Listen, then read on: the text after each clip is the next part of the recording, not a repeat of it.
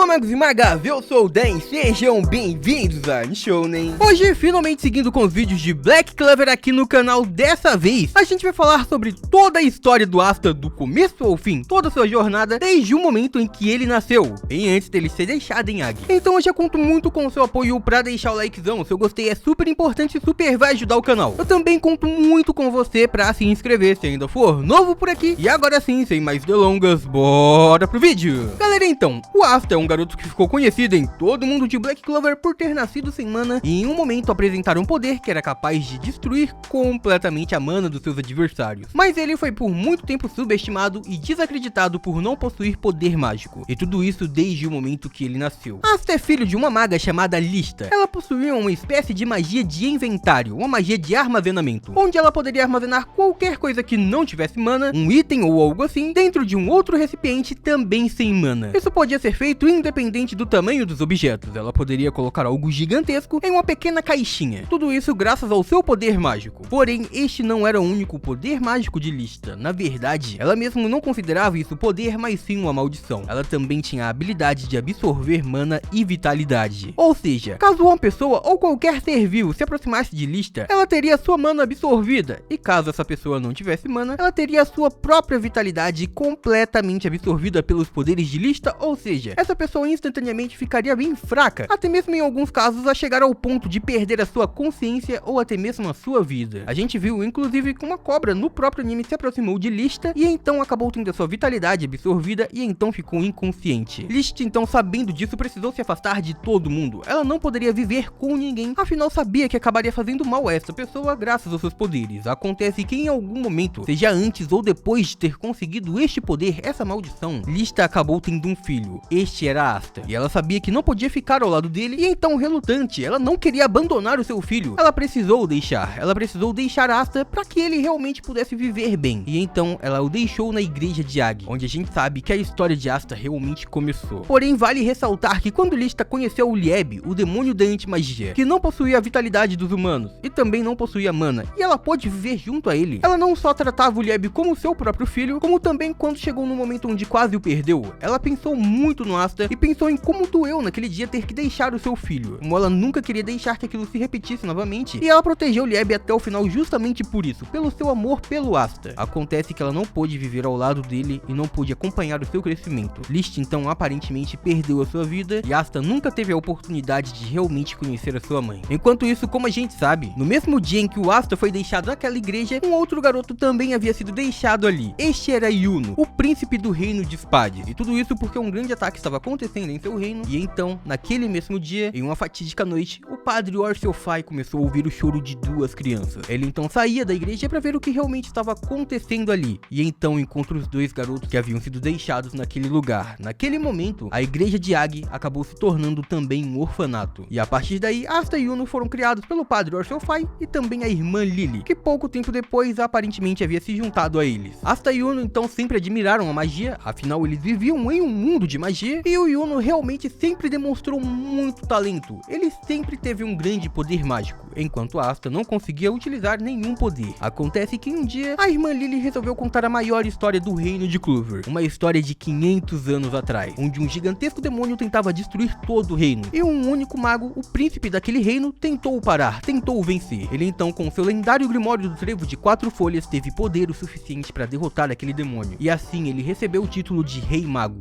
o maior protetor de Clover. Durante os anos, novos magos foram selecionados para serem os Reis Magos, os magos mais poderosos do reino, e Asta imediatamente percebeu que ele queria ser como o mago da história. Ele queria um dia poder ser o Rei Mago. Mesmo o garoto não tendo nenhuma magia, ele tomou para si esse sonho. Ele queria ser o Rei Mago, e então ele precisava se fortalecer de algum jeito. Foi então, numa época bem semelhante, que ele acabou descobrindo que o esqueleto daquele demônio ficava bem próximo a Agi, e então ele passou a treinar todos os dias ali, para fortalecer o seu corpo até o dia que a sua magia despertasse, o que nunca aconteceu. Quando Asta completou seus 15 anos de idade, ele foi à cerimônia do Grimório para receber o seu Grimório, o que também não aconteceu. Ele não ganhou nenhum livro mágico que permitia um mago utilizar cada vez mais poder, enquanto Yuno havia ganhado o Grimório do Trevo de 4 folhas igual ao do lendário Rei Mago. Não só isso, como aquele garoto também desejava ser o rei assim como Asta. Tudo isso porque ele admirava muito seu irmão que havia sido criado junto a ele. Dessa forma, a rivalidade que nasceu entre Asta e Yuno ficou ainda maior. Porém, o Grimório do Yuno foi visado por muitos magos, e inclusive valeria muito, então ele logo foi atacado. Afinal, um ex-cavaleiro mágico queria ter aquele Grimório para poder vender. E mesmo Yuno sendo forte, ele era inexperiente, facilmente foi derrotado, enquanto Asta tentou ajudar seu irmão mesmo sem ter nenhum poder. Naquele momento, enquanto ele se esforçava, ele acabou entrando em um estado de grande fúria. E era também nessa mesma época que um demônio sem nenhuma mana, sem nenhum poder mágico, despertava seu poder. Isso acontecia dentro do Grimório do Trevo de 5 folhas. Este demônio se chamava Lieb.